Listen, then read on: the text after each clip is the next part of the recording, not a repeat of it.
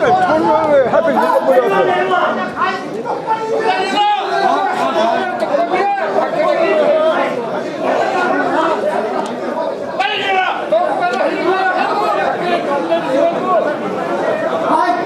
좋다. 이명박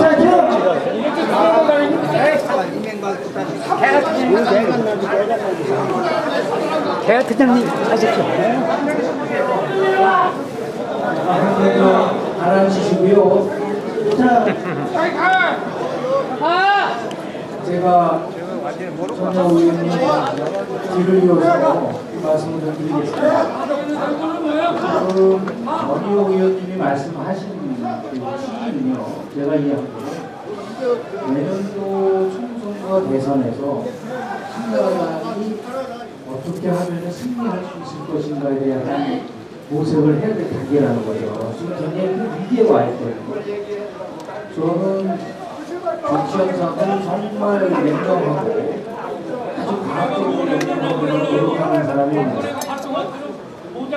2006년서부터 2008년까지 이 공화국이라고 있는 한국의 미래를 위한 세력들을 또 뭉쳤어요. 그리고 2006년도 지방선거 승리, 2007년도 대선에서 승리, 그리고 2008년도 총선에서 승리했습니다. 2010년도 지방선거에서 만약에 보수가 승리하면은 대한민국에서의 정치 지형에 큰 변화가 올 거라는 예측을 했는데 아깝게도 2010년도에 참패했습니다. 자, 그렇다면 내년도 총선을 앞두고 오늘 아침에 한나라당에서 일어나는 일들을 보면 정말 여러분들이 자괴감을 느끼실 겁니다. 한나라당에 대한 비판 많죠. 비난할 것도 많고. 그런 궁극적인 목적은 뭘까요? 결국 한나라당이 또는 보수가 다시 재집권을 해야 된다면 어떻게 해야 되냐는 문제 아닙니까? 오늘 보이신 게 한나라당 잘못했다, MB 잘못했다라는 건 다 알죠.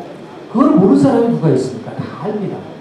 근데 문제는 뭐냐면, 자, 그거를 통해서 우리는 어떻게 다시 한번 재집권할 수 있는 중지를 모을 수 있을 것인가. 제가 에피소드를 말씀 좀 드리겠습니다. 대통령 당선자한테 제가 직접적으로 이런 얘기를 했습니다. 역대 정권을 분석을 해보면 역대 정권이 무너지는 과정을 보면 일정한 패턴이 있습니다. 다시 얘기해서 대통령 5년 단임제 하에서 우리나라 임기는 대통령 임기가 5년이 아닙니다. 3년 반이에요. 3년 반이 지나면 YSDJ 놓으면 모두 예외 없이 다 무너졌습니다. 이명박 대통령 마찬가지랍니다. 그런 위험성을 갖고 있었는데 무너질 때 가장 공통적인 현상들이 뭐냐면 선거 때 자신을 도와준 사람을 집권하면서 팽을 할 때 대부분의 정권은 무너진다. 가장 대표적인 게 2002년도 노무현 대통령 후보가 호남에 기반으로 민주당의 후보가 됐는데 2003년도 바로 열린우당을 만들면서 민주당과 결별합니다. 그러면서 결국 40대 0이 된 거예요. 그 이후로는 자, 대통령 당선자한테 어떤 얘기를 했냐면 결국은 이번 2007년도 선거는 이명박 후보가 된 게 아니고 박근혜 전 대표와 이명박 후보가 서로 끝까지 연대를 했기 때문에 승리를 한 거다. 그렇다면 2008년도 이후에 새로운 진보 정권의 10년, 20년을 만들어가기 위해서는 마찬가지로 선거에서 연대를 할 수 없었던 박근혜 전 대표 세력과 초투시트 같이 가야 된다. 또 우리가 전문적인 용어를 얘기하면요. 선거연합과 집권연합이 있는데 통치연합이 있는데 통치연합을 위해서 선거연합을 깰 때 그 정권은 대부분 다 와야 됩니다. 결국 똑같은 패턴을 거친 거예요. 자, 그렇다면 지금 이 상황 속에서 한나라당이 재집권할 수 있는 길은 뭐냐? 87년도, 92년도, 2002년도 집권당이 다시 재집권에 성공했습니다. 97년도, 2007년도에는 집권당이 실패했어요. 87년도, 92년도, 2002년도에 왜 집권당이 성공을 했을까요? 공통적인 게 있습니다. 첫째는 현직 대통령이 유력한 대권 후보를 인정했습니다. 빠르게 인정한 거예요. 다른 생각을 안 한 것이죠. 가장 대표적인 92년도 박철원을 포함해서 박태준 민정당 세력들이 끊임없이 YS한테 줘서는 안 된다고 얘기했을 때 노태우 대통령은 바로 YS한테 힘을 실어준 겁니다. 두 번째는 뭐냐면 현직 대통령과 여권의 유력한 대권 후보가 차별을 하지 않았다는 공통점이 있어요. 여권의 유력한 대권 후보가 현직 대통령과 차별을 하는 순간 97년도, 2007년도에 이회창, 정동영이는 정권을 잡지 못했습니다. 자, 우리는 이 시점에서 굉장히 냉정해질 필요가 있다는 거예요. 이게 지금 한나라당이 또는 박근혜 전 대표가 이명박 대통령과 굉장히 차별을 해가지고 넌 나쁜 사람이다, 잘못된 세력이다 해가지고서 가져갔을 때 가장 베너핏을 보는 세력은 반대 세력입니다. 그건 명확한 거예요. 2000년도에 미국 대통령 선거에 대한 말씀 좀 드릴게요. 엘고가 부시랑 붙었습니다. 득표에서 이겼어요. 그러나 미국의 독특한 선거 제도에 의해서 엘고가 졌습니다. 왜 졌는지 아십니까? 1993년서부터 2001년도까지 미국이 가장 경기가 좋았었어요. 그런데 엘고는 클린턴과 차별을 했습니다. 저거 로인스키 스캔들에 의해서 도덕성이 엉망이고 자기가 밀집 차별을 한 겁니다. 그 틈을 부시가 치고 들어간 거예요. 가장 경제가 좋았었던 대통령이었었는데 정권이 뺏겼습니다. 지금은 우리가 흥분하고 우리가 예를 들어서 나름대로 분열할 때 100% 정권이 뺏기는 겁니다. 카타르시스는 다 원해요. 누구 흑진내주고 싶지 않습니다. 그렇지 않은 사람이 어디 있겠어요. 다 있죠.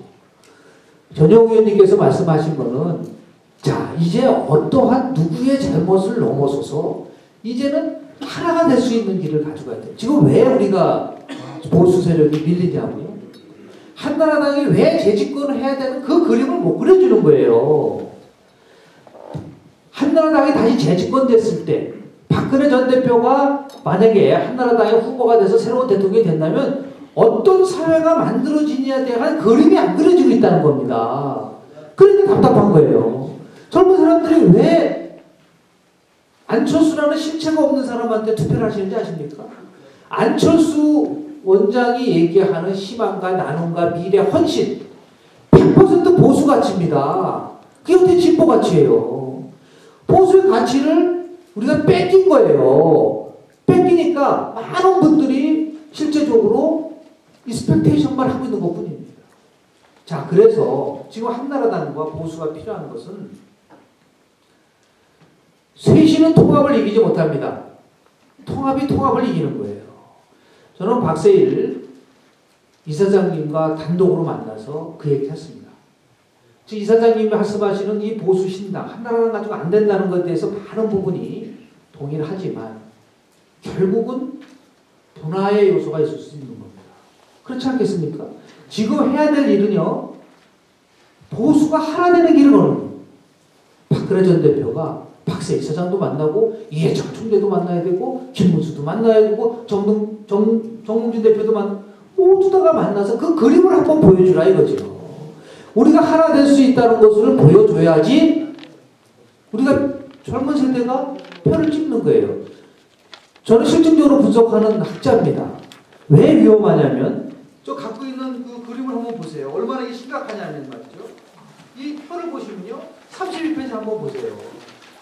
이게 민심이라는 거는 아주 정확합니다. 자, 32페이지를 보시면요. 어떤 현상이 나오냐면 그림이 나와요. 생각해보세요. 우리 보수가 2004년도 총선서부터 2007년도 아직 보면요. 2002년서부터 2006년까지는 거의 바닥으로 가고 있지 않습니까? 그럼 굉장히 가파르게 상승하잖아요. 2006년에서도 가파르게 상승하지 않았어요. 2008년까지. 그 다음에 어떻게 됐어요? 완전히 곤두박질했죠? 지방선거 끝나고 조사를 해보니까요. 보수가 25.3%예요. 44.4%까지 갔었던 보수가 25.3%로 추락한 반면에 진보하고 중도는 어떻습니까? 수직 상승하고 있지 않습니까? 이 상황 속에서 어떻게 이겨요? 결국은 중도를 우리가 선정을 해야 되는데 여러분들 중도는 진보하고 보수 중에서 무슨 기준으로 찍는지 아십니까? 딱 하나입니다.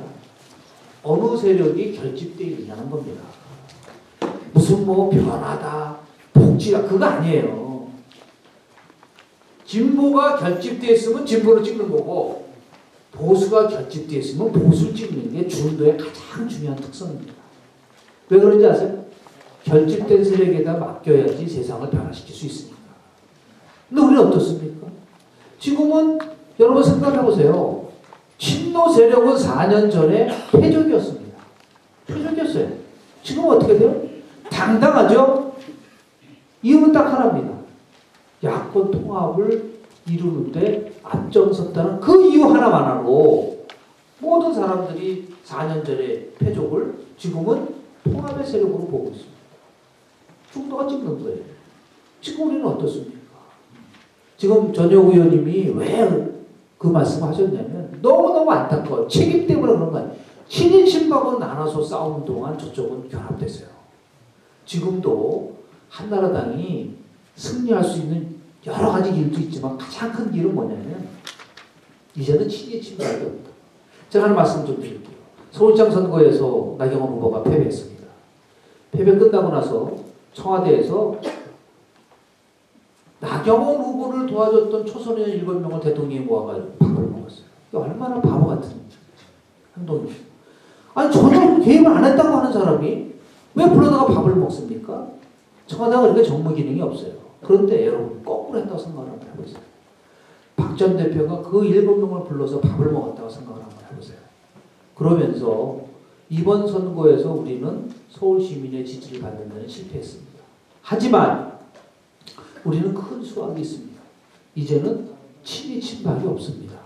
이제는 우리가 하나 될 수 있는 길을 찾았습니다라고 한다면 아마 많은 분들이 야 정말 보수가 변화되고 있구나.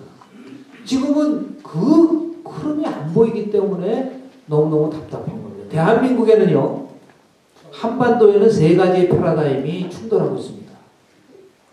북한에는 김일성 패러다임, 남한에는 2개의 패러다임이 존재해요. 지금도 존재합니다.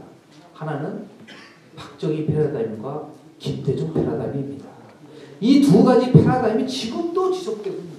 다만 우리가 정말 냉정하게 생각해야 될 부분은 김대중 패러다임은 노무현 모델을 거쳐서 진화하고 있습니다.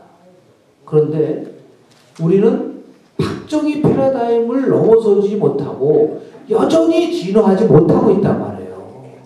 여기서 스탁이 걸린 겁니다. 그렇다면 다시 재집권하고 보수가 국민들도 살아갈 수 있는 길을 찾기 위해서 무엇을 우리가 시작을 해야 되느냐라는 부분이죠. 제일 먼저는 도덕적 참여죠. 제가 조사를 해봤습니다. 서울시장 선거 끝나고 나서요. 제가 실증적으로 연구를 한다고 하셨습니다. 우리 선거 끝나면 조사를 안 해요. 왜 졌는지 왜 이겼는지 조사를 안 합니다. 조사를 해보니까 왜 한나라당을 지지하지 않습니까? 그러니까 3가지가 나와요. 첫 번째는 뭐냐면 이명박이 소속된 전당이기 때문에 1위입니다. 2위는 뭐냐면 친이 친박으로 날마다 싸움질만 하니까 2등이에요. 세 번째가 부자만을 위한 정당이니까. 이 3가지가 합친 게 90%인 거예요. 그렇다면 한나라당의 방향 전환과 보수의 전환이라는 거는 간단한 거 아니겠습니까? 이명박 대통령이 소속된 거를 물리적으로 탈당해라, 나가라 해서 해결될 문제라면 쉽죠. 쉽지 않습니까? 그래서 지금 정책 차별화 문제가 나오지 않습니까? 이명박 정부가 못한 부분들을 여하튼 한나라당이 새롭게 하려고 하는데 문제는 뭐냐면 정책 쇄신 가지고는 통하지 않는다는 거죠. 결국은 인적 쇄신인데 자기가 갖고 있는 모든 기득권을 버릴 때 왜 안철수 교수한테 사람들이 관심을 받습니다. 버릴 때 이기는 거 아닙니까? 지금 한나라당은 뭐를 버릴 거냐 이거죠. 박근혜 전 대표는 뭐를 버릴 거냐. 이게 보이질 않는 거예요. 그러니까 국민들은 한나라당이 변하지 않았다고 본다는 겁니다. 그런 의미에서 우리가 어떠한 새로운 건설을 하기 위해서는 통렬한 자기 성찰이 있어야 되죠. 그런 과정 속에서 전종님이 말씀하셨는데, 의원님께서 말씀하셨는데, 그걸 어떠한 특정한 후보를, 특정한 정치인을 왜 흔들겠습니까? 궁극적인 목표는 뭐냐면, 어떻게든 간에 우리 사회에서 정말 기반이 무너지는 것을 가져가서는 안 된다. 그런 식으로 따지면 저를 제일 많이 비판을 해야 돼요. 제가 박근혜 전 대표에 대한 얘기를 하면서 박근혜 대세는 없다는 얘기를 제가 2년 전부터 얘기 많이 했습니다. 저는 많이 공격했어요. 친박에서. 왜 박근혜를 흔드느냐. 근데 제가 정말 안타까운 마음으로 얘기한 겁니다. 바람이 분다. 대한민국 선거에서 바람이 안 분 적 있습니까? 97년도 이풍, 2000년도 노풍, 2002년도에 정풍. 그 말은 뭐냐면 가장 최악인 경우를 생각을 해야지만이 승리 전략이 나오는 거예요. 어떻게 하면 한나라당이 망할 건가를 고민해야지. 어떻게 하면 보수가 망할 것인지를 어떤 조건이 오면 보수가 망하냐 이겁니다. 그걸 연구해야지 전략이 나오는 거 아닙니까? 그런 의미에서 지금은 우리가 징후하고 분노하고 이런 거는 쉬운 겁니다. 그건 누구나 다 배출할 수 있어요. 정말 필요한 거는 정말 냉정해야 됩니다. 잘못하면 권력 교체 주기가 10년이었습니다. 88년서부터 여러분 잘 아시다시피 98년까지는 보수 정권 10년이었었고 98년서부터 2008년까지는 진보 10년이었어요. 권력 주기가 교체 주기가 10년이 아니라 5년이 될 수 있다라고 하는 이 무서운 현실 속에서 우리는 보수가 분화되고 결국은 한나라당이 분화되면 그 이득은 누가 봅니까? 반대편이 볼 수밖에 없는 명백한 이 현실 속에서 자 우리는 그건 무엇을 해야 되느냐라는 부분 속에 더 많은 고민을 해야 되고 오늘 주제도 나아갈 길 아닙니까? 한국의 보수지 혼내주는 길이 아니잖아요. 이게 지금이요. 나아갈 길이니까 그 나아갈 길에 맞기 위해서는 정말 우리의 모든 치부를 다 드러내야 된다. 그러고 나서 새롭게 만들어야 되죠. 우리가 얘기하고 싶지 않은 건 다 꽁꽁 뭉쳐놓고 나서 개혁될 수 있을 거라고 못합니다. 국민들은 그게 만만하지 않아요. 정말 우리가 부족한 부분에 대해서 얘기를 해주고 나서 결국은 새로운 길을 찾을 때 보수가 나아갈 수 있는 진정한 길이 저는 열릴 수 있을 거라고 말씀을 드리면서 좀 제가 너무 주제없이 말씀드린 것에 대해서 죄송합니다.